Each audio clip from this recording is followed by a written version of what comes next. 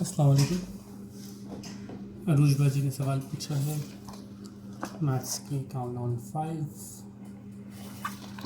Page number 116 question number 2।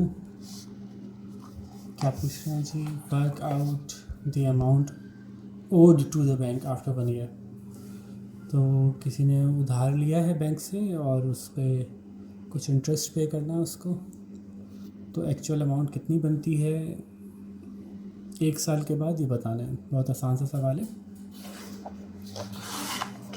देखिए जी, question में इन्होंने दिया हुआ है। पहले एग्जांपल जो दी हुई है वही समझा देता हूँ।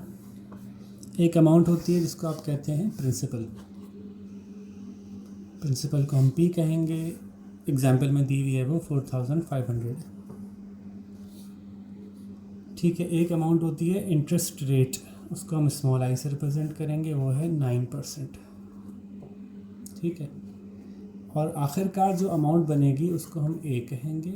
और वो कैसे निकाली जाती है? वो प्रिंसिपल में इंटरेस्ट रेट अदा करने के बाद जो अमाउंट बनती है उसको जमा करके निकलती है। अब इसमें ट्रिक क्या है कि ये कैपिटल आई नहीं दिया हुआ। ठीक है। आपको सवाल जहाँ भी इन्होंने बुक में समझाया है वहाँ कैपिटल आई निकालने का तरीका नहीं बताया, वो मिसिंग है इस बुक में।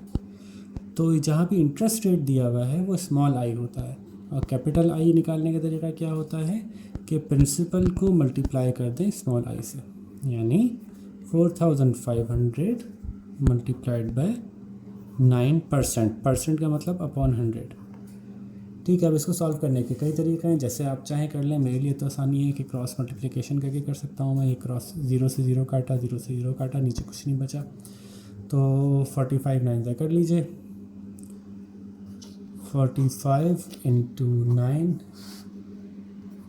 9 5 45, 9 4 36 और 4। ठीक है भाई। तो आंसर आ गया इसका 405।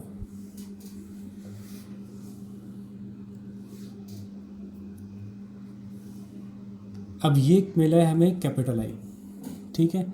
और अब आंसर हमें ए निकालना है, तो A is equals to P plus capital I. और पी हमें पता है 4500 है, कैपिटल आई हमें पता है 405 है। तो इसका आंसर क्या आ गया?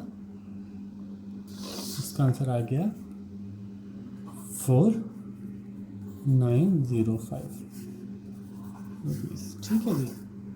एक सवाल एग्जाम्पल के बाद भी कर देता हूँ, सी करके दिखा देता हूँ, जिसमें उन्होंने बताया है कि प्रिंसिपल जो है वो 18500 है, और इंटरेस्ट, यानी अब इंटरेस्ट को उन्होंने इंटरेस्ट लिखा है, हम उसको स्मॉल आई देंगे। जो परसेंटेज में दिया हुआ होता है उसको स्मॉल आई लिखेंगे। ठीक है। तो अगेन हम सबसे पहले ए निकालने के लिए हमें चाहिए पी प्लस आई। हमें आई मालूम नहीं है, तो पहले आई मालूम करेंगे। I is equals to P multiply by small I, और पी हमें पता है 18500 है। आई हमें पता है 8/100 है। ठीक है। 100 आसानी हो गई, ये दोनों ज़ीरो कट गए। अब आ गया 185 मल्टीप्लाइड बाय 8, 8 5 40, 8 8 64 प्लस 468, 8 1 8 और 1480 आ गया। तो ये आई की अमाउंट बन गई 1480। ये हमें एक्स्ट्रा चार्जेस पे करने पड़ेंगे साल के आखिर में, और एक्चुअल अमाउंट जो हमने दी थी वो भी वापस करनी होगी।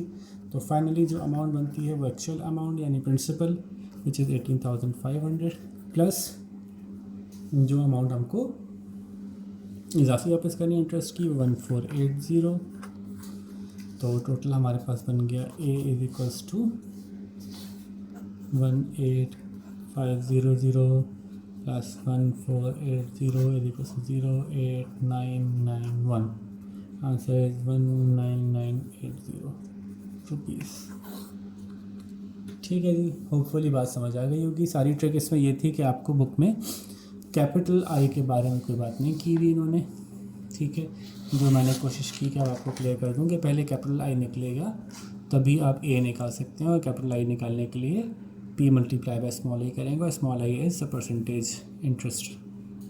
ठीक है जी। ओके।